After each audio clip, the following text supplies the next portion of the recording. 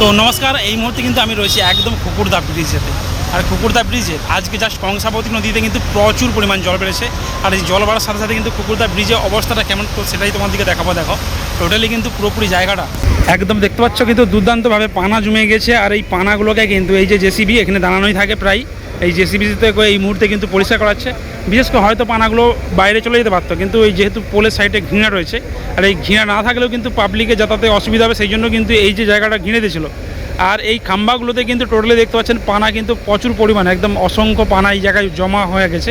আর সেই জমাটাকে খালি করার জন্য এই মুহূর্তে দেখতে পাচ্ছ এখানে জেসিবি থেকে করে কিন্তু কাজ করাচ্ছে। আর জলস্রোত প্রবল এখন রয়েছে, কারণ নিচের দিক দিয়ে যান চলাচল, যারা যারা ঘুরতে আসতো বা বেড়াতে আসতো এবং নিচের দিক দিয়ে দু একটা সাইকেল মোটরসাইকেল বা গাড়ি যেত, সেগুলো কিন্তু এই মুহূর্তে বন্ধ রয়েছে। তো দেখো জলটা কিন্তু একদম এই যে জায়গাটা দেখতে পাচ্ছ এই জায়গাকে কিন্তু চলে আসছে। আর জলস্রোত তীব্র রয়েছে, নিচের দিক দিয়ে কিন্তু জল ভূ শব্দে প্রবেশ করছে। আর পানা স্তূপ কিন্তু দেখতে পাচ্ছেন জেসিবির সাইজের, মানে জেসিবি হাইটেই প্রায় উঁচু হয়ে গিয়েছে। এরকম যদি ঘন্টা কয়েক থাকে তাহলে কিন্তু পুরোপুরি এই জায়গাটায় পুরো পানার পাহাড় হয়ে যাবে, সেরকমই পরিস্থিতি দেখা যাচ্ছে। এই কুকুরদা ব্রিজে কিন্তু আমি অনেক ভিডিও দিয়েছি এর আগেও, কিন্তু এখন তোমার দিকে দেখাচ্ছি টোটাল দৃশ্যটা। অ্যাকচুয়ালি এই যে জায়গা, এই যে জল যে কিছুদিন আগে উঠে গিয়েছিলো আর সমস্ত জল কিন্তু কমেও গিয়েছিলো, আর এই মুহূর্তে কিন্তু টোটালি দেখতে পাচ্ছ জলটা একদম ভরপুর হয়ে গেছে আর ব্রিজের উপর দিয়ে জল যাচ্ছে। তবে জল যদি আরও বাড়তে থাকে তখন কিন্তু এই যে জায়গাগুলো দেখছো পুরোপুরি কিন্তু ওই সাইড পর্যন্ত কিন্তু জল চলে যেতে পারে।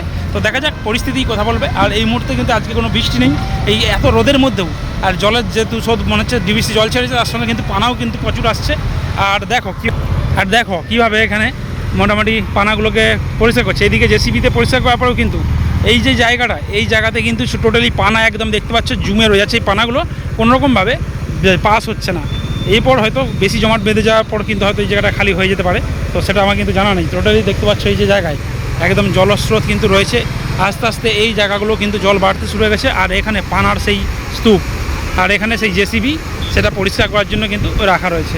আর এটা দেখার জন্য বহুত মানুষ কিন্তু বিভিন্ন জায়গা থেকে দেখতে পাচ্ছ সব আসছে, কারণ এই যে জায়গায় অ্যাকচুয়ালি এই জায়গাটা এই ব্রিজটা হওয়ার পরে এখানে সৌন্দর্যটা একটু অন্যরকম হয়ে গেছিলো। আর সেই সৌন্দর্য দেখার জন্যই, অর্থাৎ তার উপর দিয়ে যে জল যাচ্ছে আর পরিস্থিতিটা কেমন। অ্যাকচুয়ালি এই কুকুরদার কজওয়ে, যেটা সবাই আমরা ব্রিজ করি, এটাকে কজওয়ে নাকি বলে সেটা আমি জানি না, তবে এই মুহূর্তে জানলাম যেটা এটাকে কজওয়ে বলে। তো এখানে কিন্তু টোটালি জল উপর দিক দিয়ে একদম ব্রিজের প্রবেশ করছে, আর নিচের দিক দিয়ে যাওয়া কিন্তু নিষিদ্ধ রয়েছে। তো চলো এখানে ভিডিওটা এই পর্যন্ত। টাটা, সবাই ভালো থাকবেন, সুস্থ থাকবেন। আবার দেখাবে নতুন একটা ব্লগ ভিডিওর সাথে বা নতুন আপডেট নিয়ে।